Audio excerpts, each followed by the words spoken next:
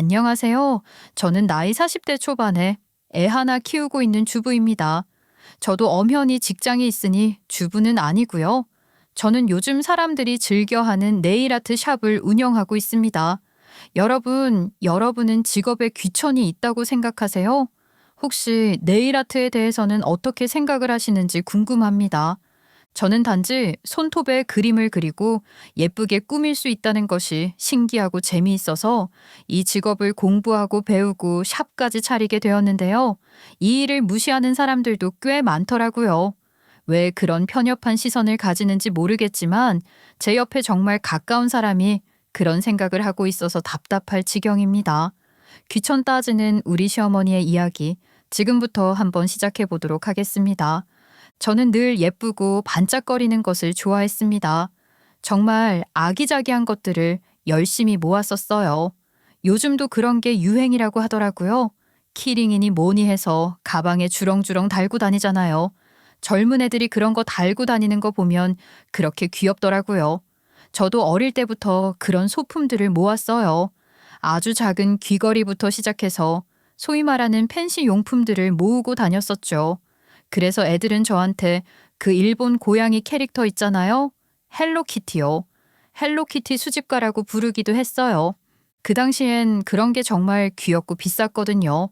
돈이 넉넉한 건 아니었지만 용돈 한두 푼씩 모아다가 꼭 사 모으곤 했었습니다. 고등학교 시절 내내 그런 걸로 용돈벌이도 했어요. 제가 그림을 기깔나게 잘 그리는 것은 아니었지만 캐릭터 따라 그리기는 잘 했었거든요. 그래서 캐릭터 그림을 그려다가 코팅을 해서 줄을 달아서 판매를 하기도 했었습니다. 300원, 500원 이렇게요. 그 돈 모아다가 남들은 떡볶이 사 먹을 때 저는 펜시 용품을 모았어요. 그게 그렇게 좋았거든요. 고등학교 시절 내내 하라는 공부는 안 하고 하루 종일 그림을 그려다가 팔고 있었으니까 성적이 좋았을 리가 있었겠어요? 요즘 같아서는 웹툰 작가니 뭐니 많기도 많지만 그때는 그런 게 별로 없었습니다. 만화를 그리는 건 또 어른들 눈에 쓸데없는 짓으로 보였었고요. 저는 방향성을 잡지 못했어요. 지금 시대처럼 개인의 개성을 중요시하는 시대라면 더할 나위 없이 진로에 대한 고민이 없었겠지만 그때만 해도 사람은 공부를 해야 한다는 인식이 확 틀어박혀 있을 때였으니까요. 저희 부모님께서도 무척이나 답답해 하셨었죠. 딸이 공부를 했으면 좋겠는데 하라는 공부는 안 하고 딴짓만 내내 한다고 생각하셨을 것 같아요. 그때 저는 제 개성을 조금 더 알아주었으면 하는 반항적인 마음도 있었고요. 아무튼 저는 대학을 진학하지 못했어요. 성적이 좋지도 않았고 딱히 배우고 싶은 공부가 있었던 것도 아니었거든요. 사실 첫 번째 수능은 성적이 다 안 되었고 일부러 제 성적보다 훨씬 상향해서 입시를 지원했기 때문에 떨어질 수밖에 없었어요. 왜 그런 이야기 있잖아요. 서울대에서 정원 미달인과에 지원을 하면 성적이 나빠도 입학할 수 있다는 그런 말. 저도 그런 걸 생각하고 모조리 다 상향해서 지원을 했다가 탈락의 고배를 마시고야 만 것이죠. 지금 생각해보면 고3의 지능으로 무리한 도전을 한 것은 아닌가 하는 생각도 들어요. 그 나이에만 할 수 있는 패기 같은 거라고 설명을 해야 할까요? 아무튼 저는 부모님의 성화에 이기지 못해서 재수를 했고 재수를 해서 겨우 전문대에 붙었지만 집에서 통학하기 어려운 거리에 있었습니다. 고민을 하다가 결국 제가 하고 싶은 공부가 아니라고 부모님을 설득했고 그렇게 대학 진학을 포기하고선 아르바이트를 시작했어요. 20살이라는 딱 좋은 나이를 1년 동안 재수를 한답시고 시간을 버린 게 아까웠지만 저의 20살은 21살에 시작되는 거라고 생각을 하고 열심히 아르바이트도 하고 놀기도 놀면서 시간을 보냈어요.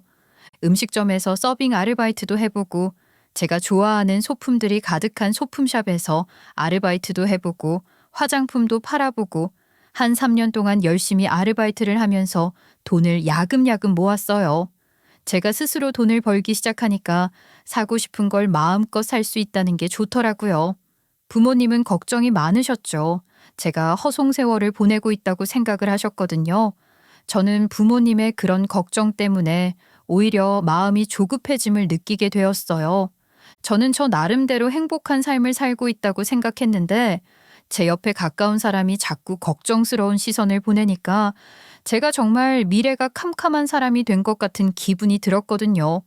대학을 나오지 않았기 때문에 남들보다 출발선이 뒤처진다고 생각했어요. 하루라도 빨리 제가 잘 할 수 있는 일을 찾아서 평생 직장을 다녀야 한다고 생각했습니다. 그때부터는 약간 유행하던 모든 것들을 배워나가기 시작했어요. 그리고 드디어 제가 잘 하는 일을 찾았습니다. 바로 네일 아트였어요. 어디서 배운 적도 없었는데 제가 남들보다 손재주가 좋은 건지 곧 잘 하더라고요. 혼자 집에서 제 손에 연습을 해보다가 자격증이 있어야 가게에 취직을 할 수 있다는 이야기를 듣고 그 당시에 별로 유명하지도 않았던 네일아트 자격증을 딸 수 있는 곳을 찾아다녔습니다. 제가 네일아트를 한다고 했을 때 저희 부모님은 조금 황당해 하셨지만 그래도 뭔가 자격증을 따서 전문적으로 해보려고 한다니까 응원은 해주셨어요. 아마 네일아트가 뭔지 정확하게 모르셔서 그랬을지도 모르겠어요. 그렇게 전문가 반을 다니면서 여러 가지 기법을 배우고 집에서 내내 연습을 한 결과 저는 자격증을 취득하게 되었고 그때 동대문 상가 모자나 액세서리 소품 같은 것을 판매하는 층에 있는 네일아트 샵에서 일을 하게 되었습니다. 정말 정교함이 필요한 작업이라 누구보다 일을 하면서 집중을 했었던 것 같아요. 그때는 지금처럼 젤네일이라는 게 있을 때가 아니었어서 매니큐어로 전부 칠해야 했거든요. 한번 잘못하면 다 지우고 처음부터 다시 해야 했기 때문에 손을 달달 떨면서 실수하지 않으려고 노력을 했죠. 그 뒤에는 여러분들이 아시는 것처럼 네일 아트가 대중화가 되었고 저는 제 직업에 자부심을 느끼게 되었습니다. 나이 30살이 되었을 때 저는 모아두었던 돈으로 네일 아트 가게 하나를 인수할 수 있었어요. 나름 자리도 좋고 장사도 잘 되던 곳이었는데 사장님이 개인적인 사정으로 가게를 접게 되었다고 하더라고요. 권리금을 깎아서 마련한 저의 첫 가게는 정말 너무나도 만족스러웠어요. 제가 어릴 때부터 모아두었던 아기자기한 소품으로 샵을 전부 꾸며두니까 너무 귀엽고 사랑스러운 샵이 되었죠. 나이 30에 제 가게를 차릴 수 있을 거란 생각을 전혀 못했었기 때문에 부모님께서도 기특하다고 생각을 해주셨던 것 같아요. 저는 제 돈으로 차린 제 샵을 제 목숨처럼 생각하면서 열심히 운영을 했습니다. 처음에는 혼자서 가게를 운영하다가 시간이 지나면서 직원도 3명이나 두면서 가게를 운영했어요. 그러던 어느 날이었습니다. 제가 한창 네일 아트를 하고 있는데 가게에 웬 투박하게 생긴 남성분이 들어오셨어요. 네일 아트의 특성상 남자분이 받으러 오는 경우는 거의 없었고 있다고 해도 여자친구를 따라서 왔다가 손톱을 다듬고 가는 정도였는데 정말 누가 봐도 투박하게 생기고 팔뚝도 꽤 굵은 정말 남성성이 확실한 남자분께서 뚜벅뚜벅 가게 문을 열고 들어오시는 거예요. 저는 순간 놀랐습니다. 고객이라는 생각은 전혀 하지 못했고요. 이전 주인이랑 무슨 일이 있었던 사람인가 싶었어요. 제 남편이라서 이렇게 말을 하긴 좀 그렇지만 첫 인상은 정말 깡패 같았어요. 생긴 것도 굵직하게 생겼는데 몸도 굵직했거든요. 그런 남자가 핑크색으로 꾸며진 네일 아트 샵으로 들어왔으니까 얼마나 놀랐겠어요. 무슨 일로 오셨을까요? 아, 여기 손톱 정리 같은 거 다 해주죠. 제가 손톱 밑에 가시가 박힌 것 같은데 혹시 이런 것도 여기서 해결할 수 있나요? 용건은 정말 간단했습니다.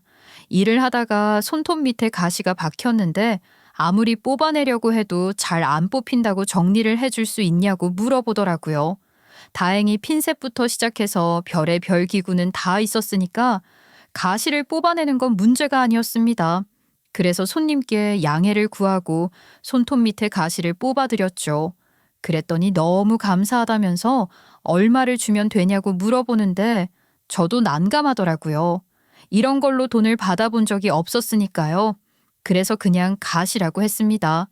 별로 어려운 일도 아닌데 이런 걸로 돈을 받는 건 아닌 것 같다고 했더니 머리를 긁적이며 고맙다고 인사를 하시고는 떠나시더라고요. 그렇게 신기한 경험을 했구나 하고 넘어갔는데 그 다음 주에 또 오신 거예요. 역시나 손톱 밑에 가시를 좀 뽑고 싶다고 하셨습니다. 또 뽑아드리고 세 번째 방문을 했을 때 멋쩍게 저에게 10,000원을 건네시는 겁니다. 아무래도 공짜로 매번 뽑아달라고 하는 건 아닌 것 같다고 하시면서 10,000원이라도 받으셔야 하는 거 아니냐고 하시길래 다음에 또 가시가 박히면 커피를 한 잔 사다 달라고 부탁을 드렸어요. 저도 솔직히 5분도 안 걸리는 일에 돈을 받는 게 양심에 찔렸거든요. 알고 보니 남편의 직업은 목수였고 보통은 맞춤 가구를 만드는 일을 한다고 했어요. 직업 특성상 나무를 다루다 보니까 손에 가시가 박히는 일이 많았는데 다른 것들은 금방금방 잘 뽑히는데 이상하게 손톱 밑에 박혀버린 가시는 잘 안 뽑힌다고 하시더라고요. 병원에 가는 건 무섭고 어디 뽑아줄 곳 없나 하고 찾아보다가 네일 아트를 하는 곳에 가면 해주겠다 싶어서 찾아왔다는 겁니다. 저는 잘 오셨다고 했어요. 그 뒤로도 종종 커피를 사서 오셔서는 가시를 뽑아달라고 하셨고 나중에는 방문을 하지 않으면 궁금해지는 지경이 이르렀습니다. 그렇게 일주일에 한두 번씩 꼬박꼬박 방문을 해서는 커피를 주고 가시를 뽑아가던 남편이 어느 날 저에게 데이트 신청을 하더라고요. 그런데 그 내용이 정말 상상을 초월하는 이야기였어요. 저는 황당하기도 하고 웃기기도 해서 데이트 신청을 받아줄 수밖에 없었습니다. 어떤 이야기가 오갔는지 궁금하시다고요? 저는 아직도요, 남편이 저에게 첫 데이트 신청을 했을 때 그 말을 잊을 수가 없어요. 그 말에 담긴 진심이 너무나도 느껴져서 데이트 신청을 받아줬거든요. 더 이상은 안 되겠습니다. 매번 손톱 밑에 가시를 찔러 넣는 것도 아파서 못하겠어요. 사장님, 저랑 데이트 한번 합시다. 네? 그게 무슨 소리세요? 손톱 밑에 가시를 찔러 넣다니요.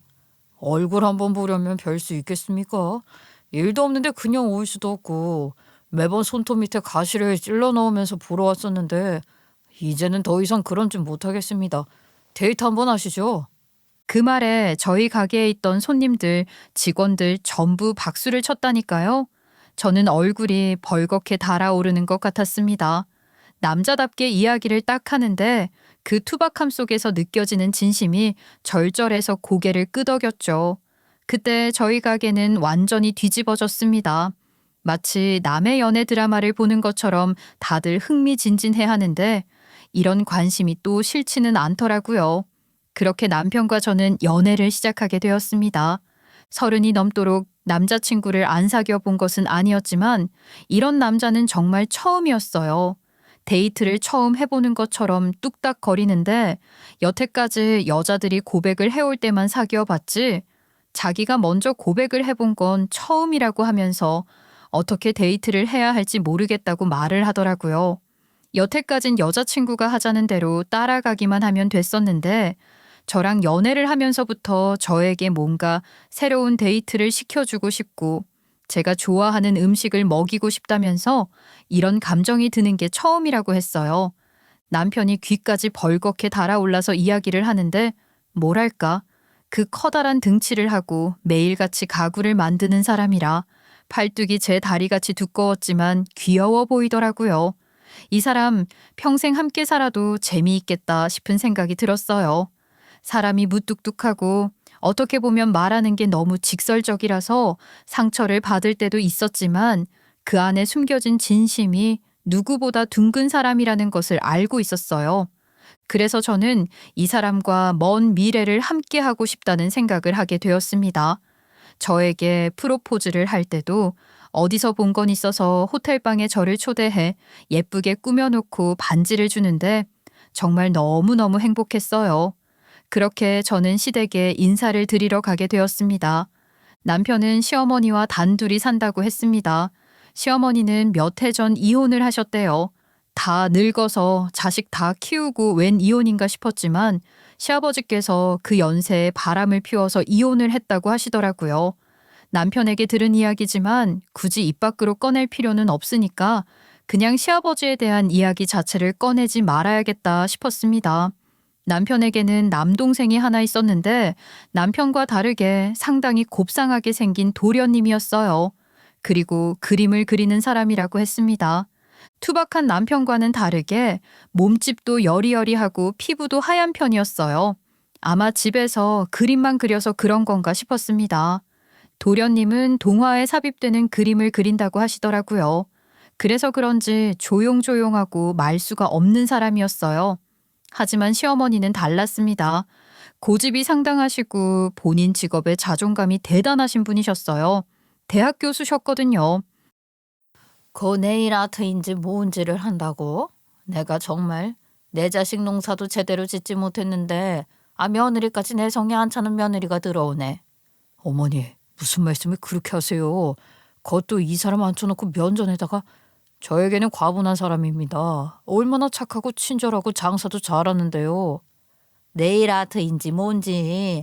그거 남의 손톱이나 만지고 있는 직업 아니야? 직업에 기천은 없다지만 적어도 어디 가서 명함은 내밀 수 있는 사람이 되어야지.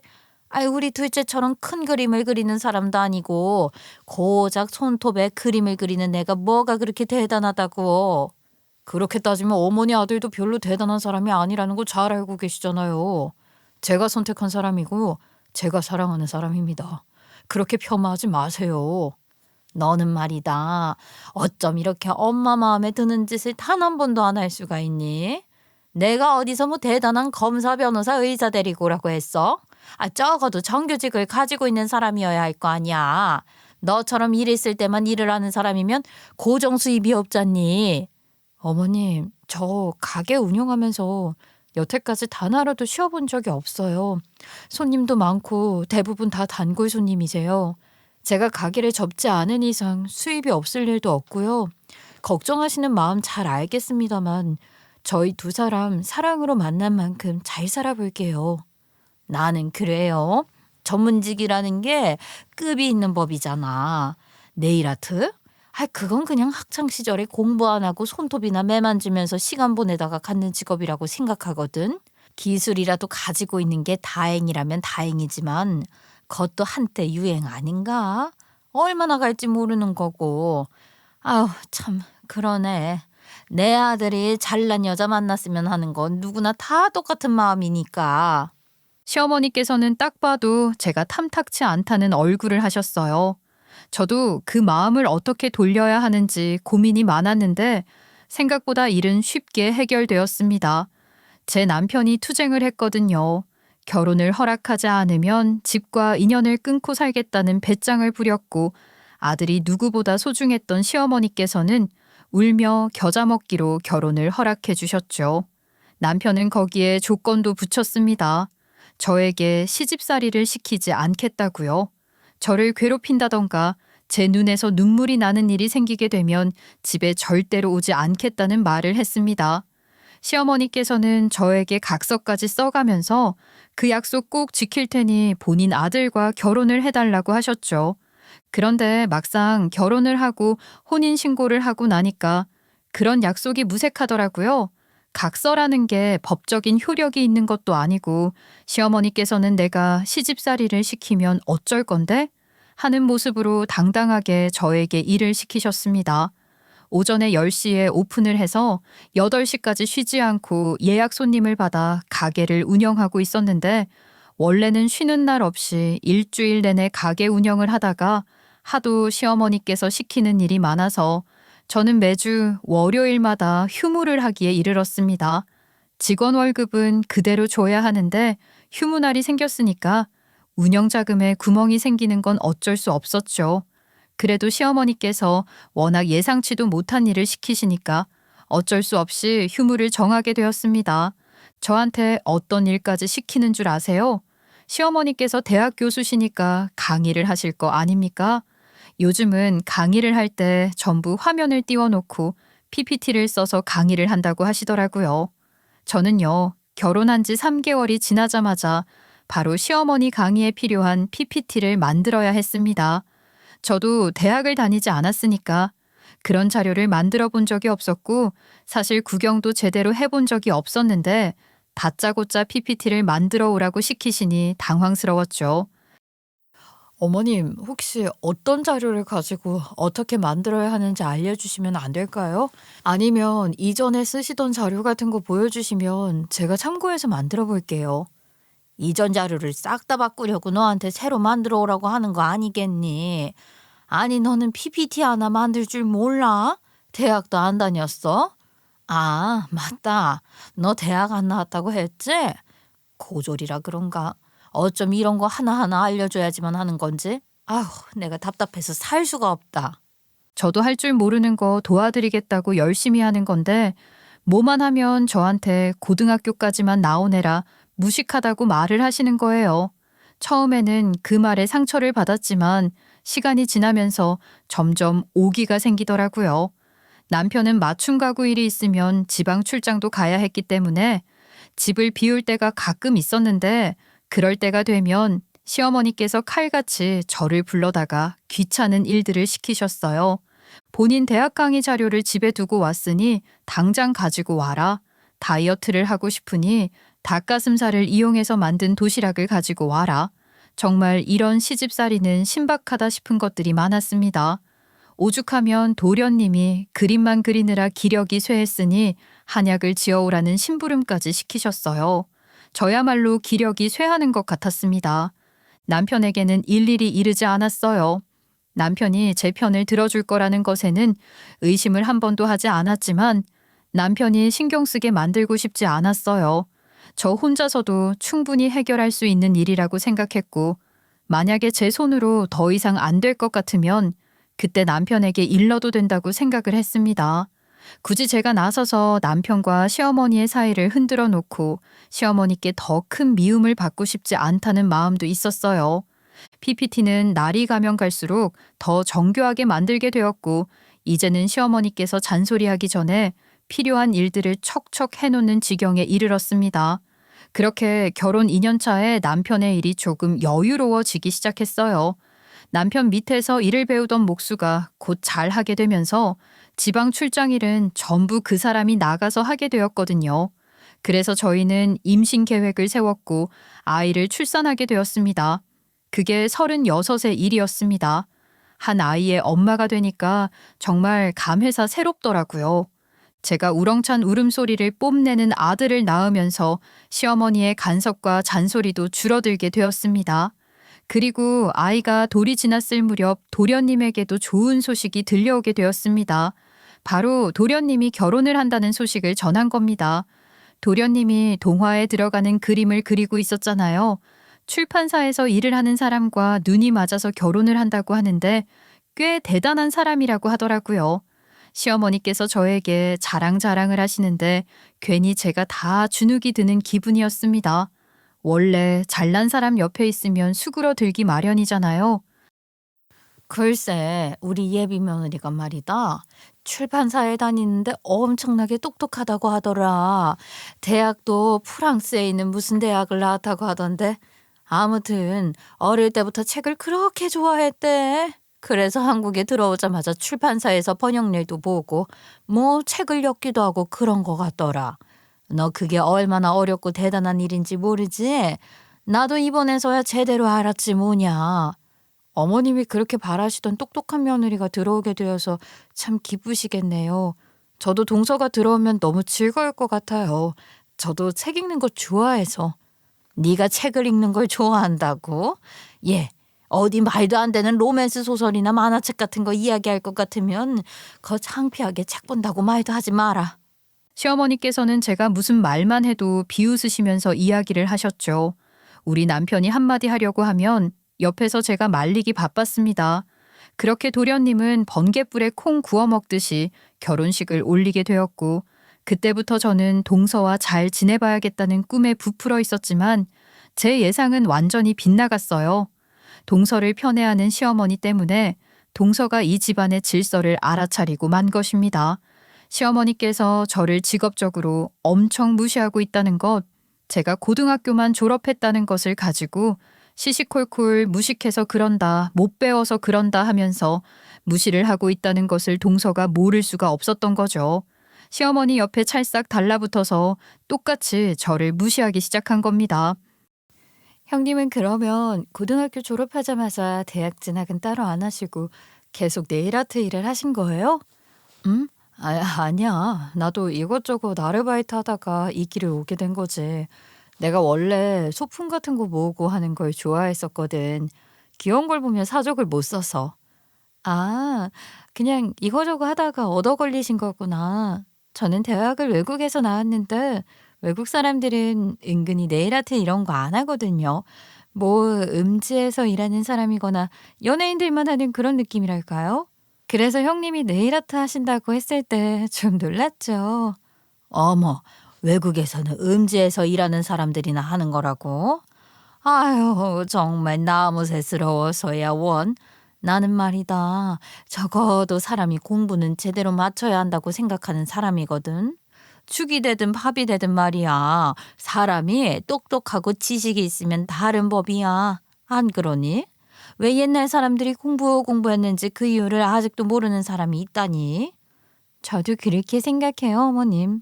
그래서 제가 지금 출판사에서 번역일도 하고 책도 만들고 하는 거 아니겠어요? 작가의 의도 파악이라든지 좋은 작품을 고르는 눈을 기르면서 확실히 공부가 필요하긴 하더라고요.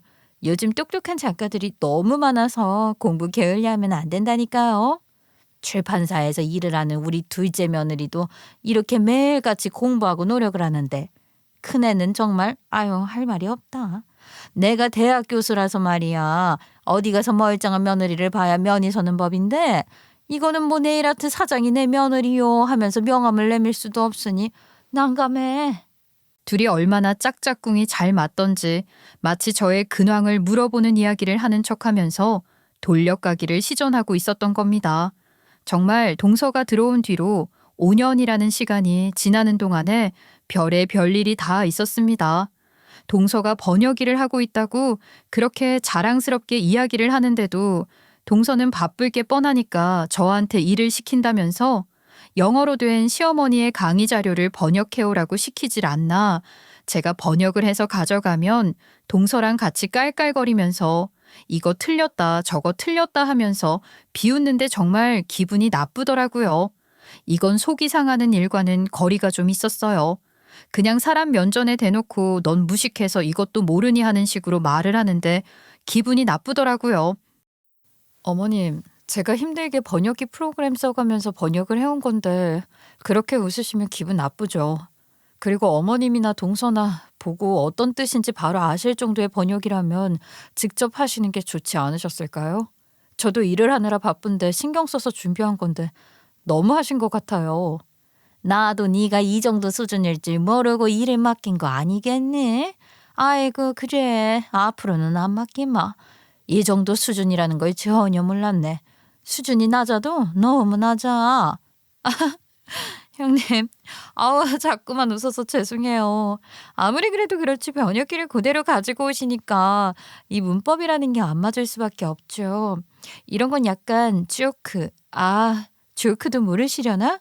농담을 한 언어유인데 직역을 해놓으니까 이 말이 안 되잖아요. 저는 정말 시댁 여자들 사이에서 왕따를 당하는 기분이 들었습니다. 그리고 저는 자긍심을 가지고 열심히 가게를 운영하고 있었는데 자꾸만 제 가게를 무시하는 듯한 이야기를 하는 것을 참을 수가 없었어요. 수입이 적어도 남들 앞에 당당히 설 수 있는 직업을 가지는 게 중요하다는 식으로 말을 하는데 저는 네일 아트샵을 운영하면서 단 한 번도 남들 앞에서 당당하지 못했던 적이 없었거든요. 그런 이야기를 듣는 게 너무나도 자존심이 상했어요. 제가 샵을 운영하면서 남편이 잘 나가는 몫으로 일을 하면서 버는 수입이 동서네에 비하면 몇 배를 넘어섰어요. 출판사가 크긴 했지만 거기서 많은 일을 담당하는 게 아니었던 동서가 버는 돈은 정해져 있었고 서방님만 하더라도 그림동화 사파상을 받으며 명예는 지켰을지 몰라도 일거리가 없으면 수입이 전혀 없는 상태였죠. 그럼에도 불구하고 시어머니께서는 저에게 네일아트 하면서 손가락을 많이 쓸 테니 타이핑도 빠를 텐데 동선의 출판사에 들어가서 오탈자 확인하는 일이라도 하라면서 무시를 하기 바쁘셨죠. 저는 억울했어요. 돈이 전부는 아니라고 하지만 명예가 밥을 먹여주는 것도 아니잖아요. 무슨 대단한 나랏일 하는 사람도 아니면서 저랑 비교해가며 동서는 대단한 직업을 가진 사람처럼 떠받드는 게 꼴불견이었습니다. 그러면서 또 누릴 건 다 누리려고 했어요. 동서가 친구들이랑 휴가 때 여행을 가기로 했다면서 저희 샵에 예약도 없이 찾아와서는 손톱 해달라고 손을 내밀지를 않나. 제가 예약이 가득 차서 가게 문을 닫은 다음에야 해줄 수 있다고 하니까 바로 시어머니께 일러서 시어머니 전화를 받게 만들더라고요. 샵에 예약이 다 차 있는데 그럼 손님을 돌려보내고 동서 손톱을 먼저 해줄 순 없는 것 아니겠어요? 상식적인 일인데 상식이 통하지 않는 사람들처럼 구는 게 미치겠더라고요. 거기다가 돈도 안 내고 가는 겁니다. 동서, 오늘 네일 아트 한 금액 내가 할인해 줄게. 10만 원만 줘. 네? 형님, 지금 가족끼리 돈을 받으시겠다고요? 저는 당연히 형님이 공짜로 해주실 거라 생각해서 여기까지 온 건데요. 돈 낼 거였으면 제가 동네에 있는 샵을 갔겠죠. 동서, 아무리 가족이라고 하지만 이런 계산은 정확하게 해야 하는 거 아니야? 10만 원 현금으로 주면 현금 영수증 해줄게. 그냥 오늘은 공짜로 해주세요. 저 따로 카드도 현금도 안 들고 왔어요. 당연히 형님이 돈 안 받으실 줄 알았거든요. 저도 다음부턴 그냥 동네로 가야겠어요. 뭐 대단한 기술이 있는 것도 아니고 다른 곳이랑 비슷비슷하게 하시면서 10만 원이라니. 날강도도 아니고 이게 할인을 한 금액이라고요? 동서. 손에 올라간 파츠랑 큐빅이 전부 스와로브스키야. 이거 비싼 거라고. 원가로만 따져도 얼만데? 내가 지금 동서 손 예쁘게 꾸며주고 이런 이야기나 들어야 해? 제가 톡 쏘듯이 이야기를 하니까 아무 말도 못 하더라고요. 시어머니 없이는 저한테 들이박지도 못할 동서가 없어 보이더군요. 결국에는 돈 못 내고 가겠다는 동서 때문에 열이 받은 저는 서방님한테 전화를 걸어서 10만 원을 달라고 했고 서방님이 송금을 해주셨죠. 그 이야기를 전해들은 시어머니는 야박하다고 잔소리를 하셨지만 옆에서 남편이 불같이 화를 내자 전화를 끊으셨습니다. 남편은 저에게 이런 일이 자주 있는 건 아니냐면서 무슨 일이 생기면 무조건 자기한테 말을 하라고 했죠. 시시콜콜 이야기를 하지만 끝이 없지만 저도 단연간 당하고만 살았던 것은 아니에요. 학벌 가지고 뭐라고 하는 말에는 크게 반박을 하진 못했지만 돈을 못 버는 동서의 길을 돈으로 확 눌러주곤 했었거든요. 물론 돈 가지고 그러는 게 치사하다고 생각하실지 모르겠지만 저도 감정적으로 당한 게 있는데 곱게만 넘어가 줄 순 없잖아요.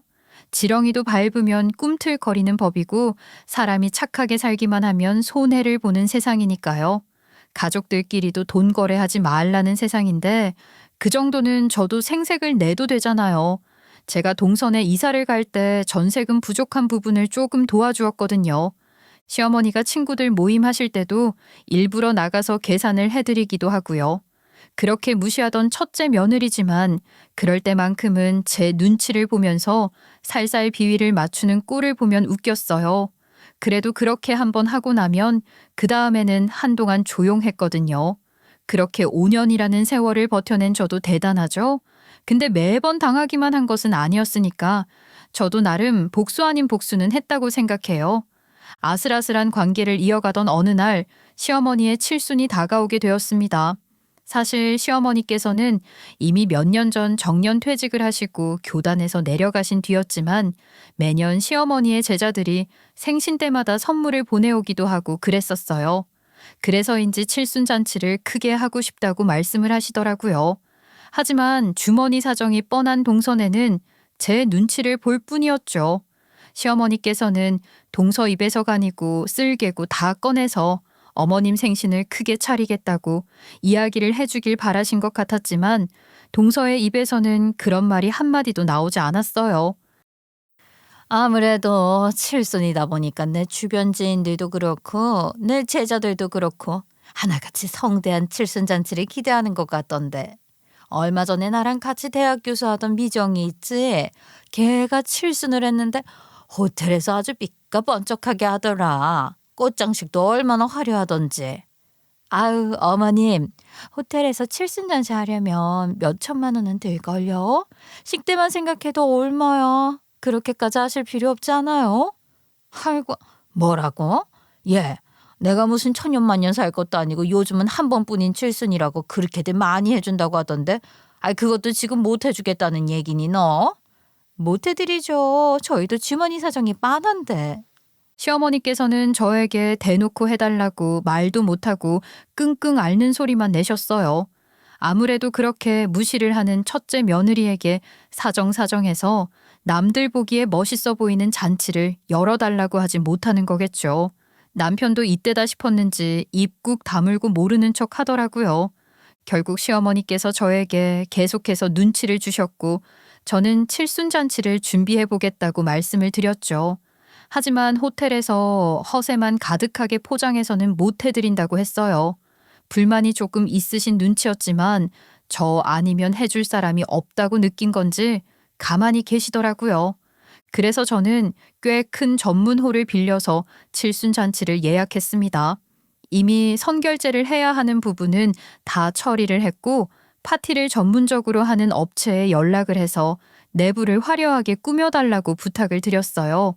호텔에 비하면 명함도 못 내밀 수준일지 모르겠지만 그래도 일반적인 칠순잔치에 비하면 엄청나게 화려한 수준이었죠. 요즘은 가족들끼리만 조촐하게 한다고 하던데 시어머니께서는 제자들의 친구들까지 다 불러야 속이 편안할 것 같다고 하셔서 50명 정도가 올 수 있는 홀로 예약을 했습니다. 그것도 규모가 만만치는 않더라고요. 미리 선결제할 것들을 다 했음에도 불구하고 식대와 부수적으로 들어가는 음료값 같은 것은 당일에 결제를 해야 한다고 했습니다. 동서는 아주 얄밉게 본인이 손님들 선물과 시어머니 선물을 준비하겠다고 하더라고요. 큰 돈은 전부 제 주머니에서 나가게 된 거죠. 그리고 칠순잔치 당일이 되었습니다. 저는 정말 아침부터 분주하게 준비를 했어요. 그런데 제가 하나 실수를 한 것이 있었습니다. 옷을 미리 준비하지 않았던 거예요. 남편이나 저나 일을 할 때 차려입기보다는 편안한 옷을 추구하거든요. 남편은 거의 작업복 같은 옷밖에 없었고 상가집에 갈 때나 입은 검은 양복이 하나 있었습니다. 저는 고무줄 바지들이 전부였어요. 오랜 시간 앉아서 일을 하다 보니까 고무줄 바지가 제일 편안했거든요. 게다가 젊었을 때 입었던 옷들은 아이를 출산한 뒤에 살이 찌면서 작아져 입지를 못하겠더라고요. 뭘 입어야 할지 몰라서 정말 고르고 고르다가 한복을 입어야겠다 싶었습니다.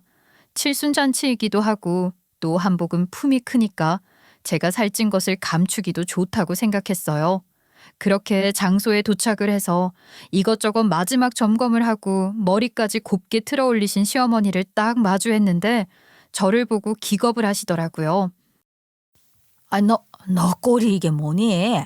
아니 내가 현대식으로 아주 화려하게 내부도 꽃장식 든든하게 해달라고 부탁을 했으면 적어도 어디서 원피스 하나는 사 입고 왔어야 하는 거 아니니?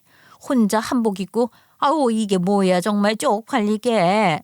한복이 그나마 제일 괜찮아 보여서 입은 건데 마음에 안 드세요?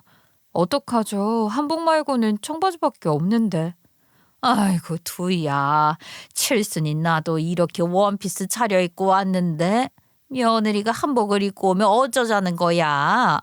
그때 동서가 세련된 원피스를 입고 높은 구두까지 신고 왔더라고요. 시어머니께서 동서를 보면서 아주 흡족한 미소를 지으셨습니다. 너는 아이를 낳고도 몸매 관리 참 잘했다 그래. 이 정도는 꾸며줘야지. 내 며느리라고 어디 가서 인사도 시키고 자랑도 하려면 이 정도는 되어야 하지 않겠어? 단아하고 우아하잖아.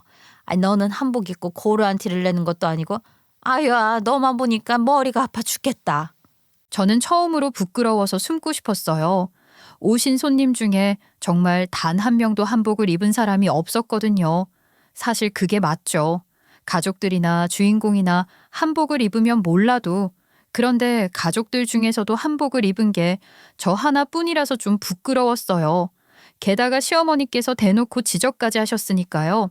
그러더니만 정말 보란 듯이 동서만 데리고 다니면서 사람들에게 인사를 시키는 게 아니겠습니까?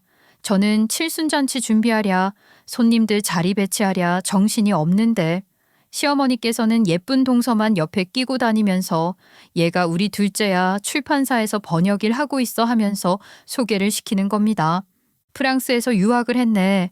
똑똑해서 내 며느리로 딱 어울리네. 그런 이야기를 하는데 제가 뭔 짓을 하고 있는 건가 싶더라고요. 그렇게 식순이 시작이 되고 손님들께 감사 인사도 하고 미리 준비를 한 3단 케이크를 불기도 하고 커팅식도 하고 정말 결혼식처럼 신식으로 칠순잔치를 준비했어요. 사람들은 동서에 잔뜩 꾸며진 모습을 보면서 역시 이 시대를 잘 읽는 둘째 며느리가 준비를 다 했구나 하면서 칭찬을 하더라고요. 정작 준비를 한 것은 저였는데 칭찬을 동서가 받으니까 배알이 뒤틀리더라고요. 더 웃긴 건 동서가 부정하지 않고 입 가리고 웃으면서 손님들께 맛있는 음식 즐기다 가시라고 지가 준비한 척 하는 겁니다. 그래도 제가 나서서 제가 준비한 건데요. 하는 것도 웃긴 것 같아서 저는 조용히 나머지 비용을 계산하려고 했어요. 식순이 다 끝이 나고 손님들끼리 서로 반가워하며 인사도 나누고 하시길래 조용히 화장실에 갔다 오면서 계산을 하러 나왔죠. 사실 남은 비용이 500만 원 정도 되는 돈이라 저도 큰 마음을 먹어야 했어요.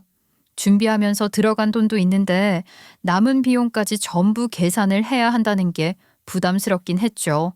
그렇게 계산을 하려고 한층 내려가기 위해 계단 쪽으로 가는데 시어머니와 동서나 홀 밖에서 이야기를 나누고 있더라고요. 큰애는 어디 갔냐? 애가 남은 비용 다 계산하는 거 맞겠지? 그렇겠죠. 형님이 준비하신다고 했었잖아요. 그래도 형님이 돈이라도 있어서 정말 다행이지 않아요? 그걸 다행이라고 해야 했지. 돈만 있으면 뭐하니? 이 대가리가 비었는데. 안 그래? 그러면서 둘이 깔깔거리고 웃는데 순간 머리가 확 돌더라고요.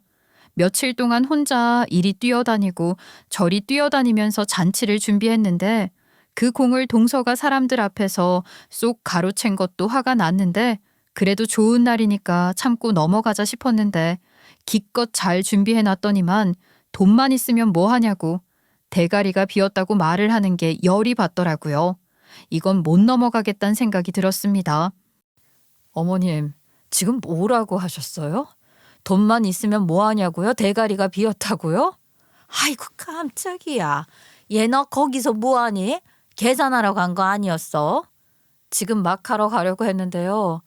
제가 그런 이야기를 듣고 나서도 계산을 해야겠는지 그걸 모르겠네요. 아니 그게 무슨 소리니? 예, 너 두고 한 말 아니다.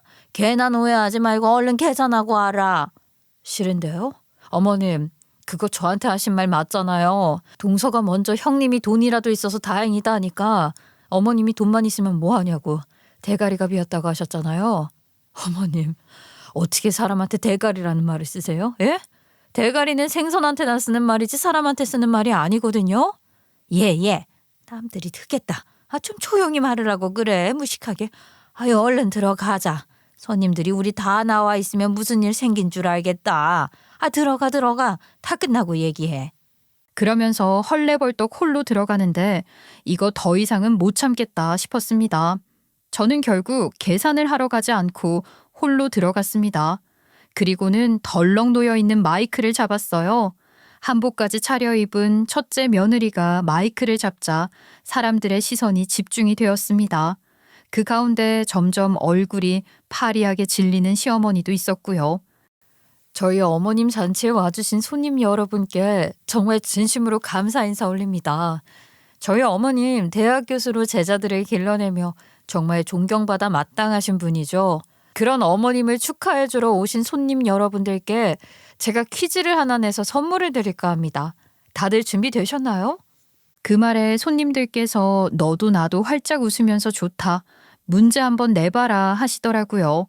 제 입에서 무슨 시한폭탄이 터질지 모르니까 시어머니만큼은 저를 말리고 싶어하는 눈치셨습니다. 하지만 저는 이대로 멈출 수 없었습니다. 제 돈 들여 공 들여 차린 이상을 뒤집어 엎어버리고 싶었으니까요. 자, 다음 대가리라는 단어를 어떨 때 쓰는 건지 아시는 분 있으시면 손들어서 정답을 맞춰주시면 됩니다. 1번 사람머리, 2번 생선머리, 3번 맏며느리인 제 머리. 이번 답이 지나갈 때쯤 사람들이 너도 나도 손을 들었는데 3번에 제가 맏며느리인 제 머리라고 외치자마자 장내가 조용해졌습니다. 그중 어떤 사람이 2번 하고 외쳤는데 제가 바로 땡, 틀렸습니다 라고 말을 했어요. 그러니까 너도 나도 수근수근 거리면서 눈치를 보더라고요. 그러자 또 다른 한쪽에서 3번 하고 외치는 소리가 들리더라고요. 제가 정답입니다. 나와서 선물 받아가세요. 했더니만 쭈뼛쭈뼛 나오는데 우리 시어머니의 오랜 제자분이시더라고요. 아니, 제가 이걸 받아가도 되는 건지 모르겠네요. 정말 정답이 3번이라고요? 네, 맞습니다.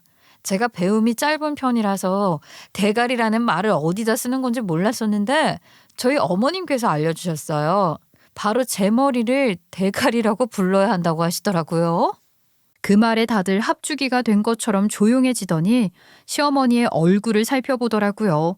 저희 시어머니 평소 교단에서 절대로 화 한 번 내지 않으시고 아이들을 사랑으로 지도하는 교수라고 존경받는 사람이었는데 그런 교수가 며느리한테는 대가리 대가리 했다는 것이 한순간에 밝혀져 버렸으니까 얼마나 쪽팔리시겠어요.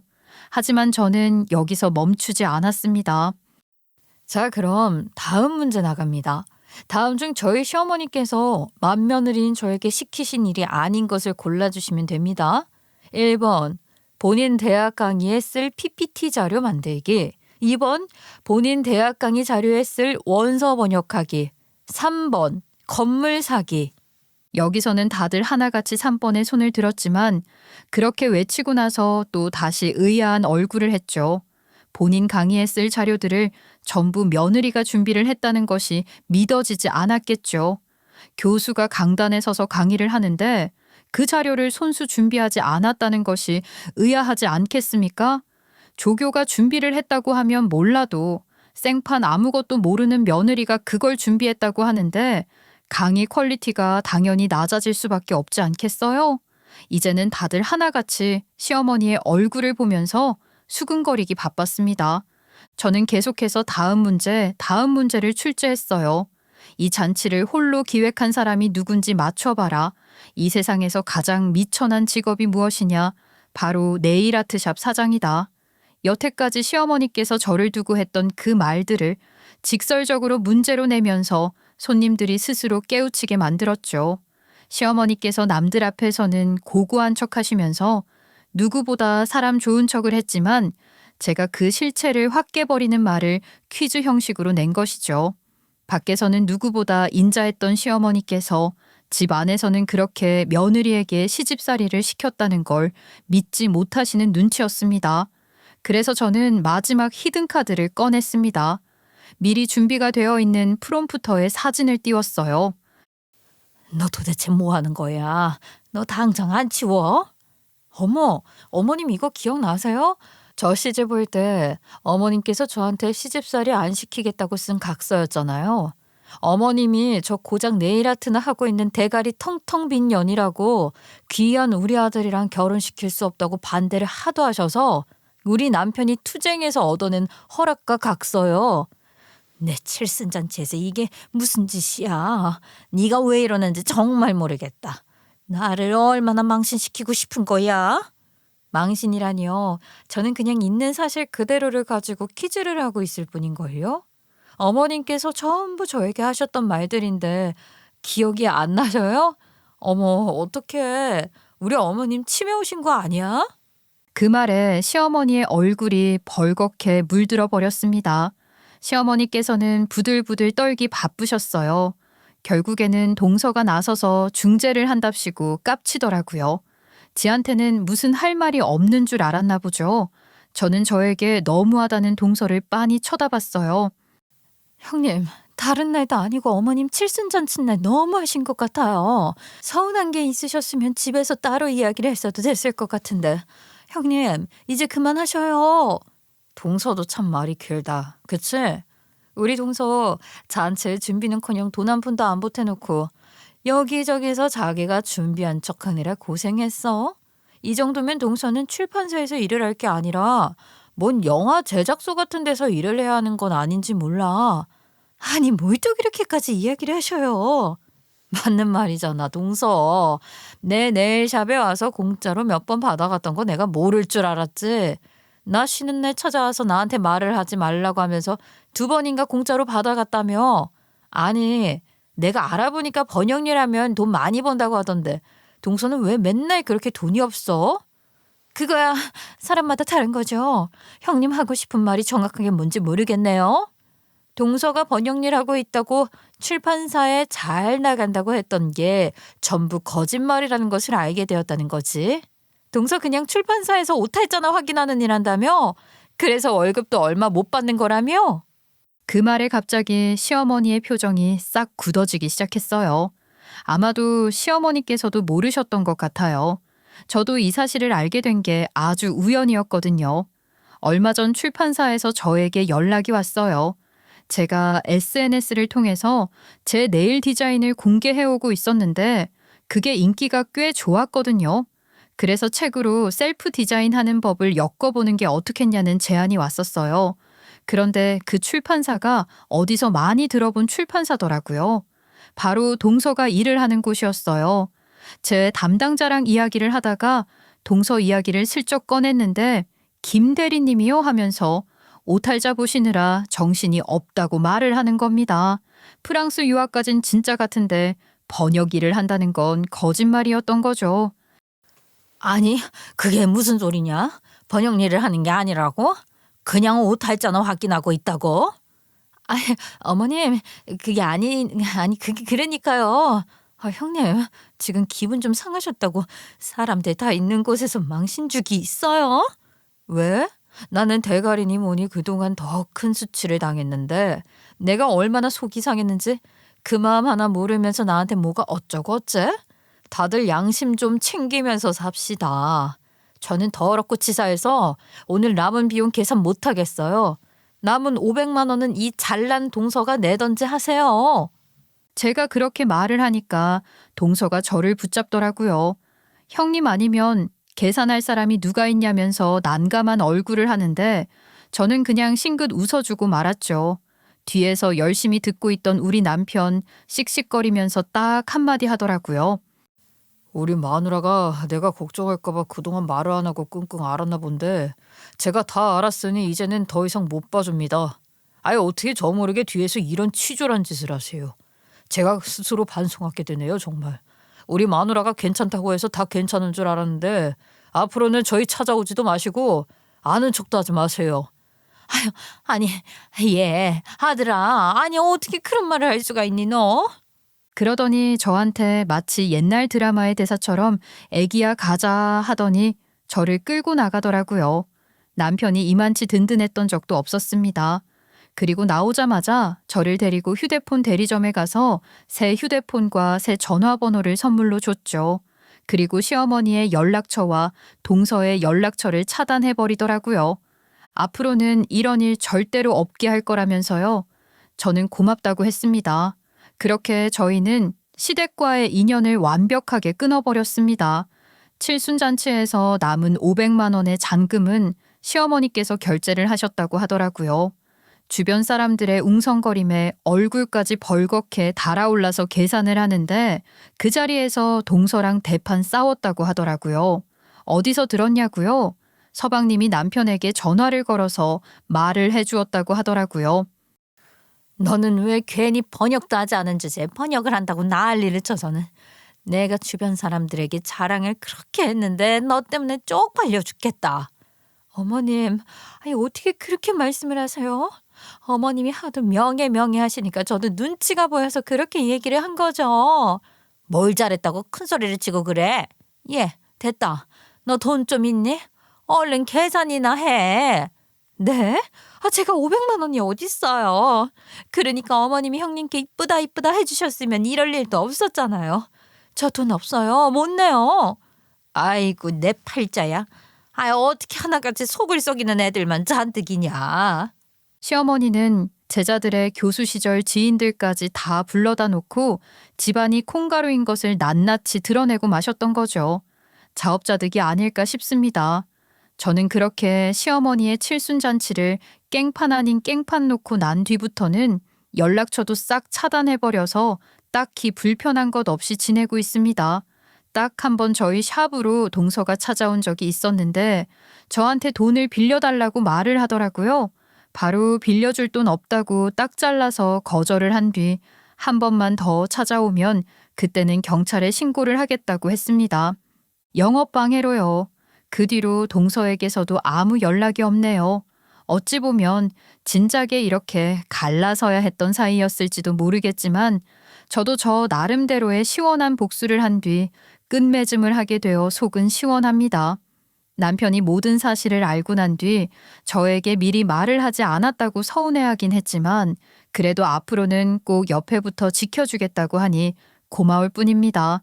아무튼 저 앞으로는 떵떵거리면서 제 인생 즐기며 살아볼게요. 여러분, 좋은 세월 앞으로 시작입니다. 다들 새해 복 많이 받으세요.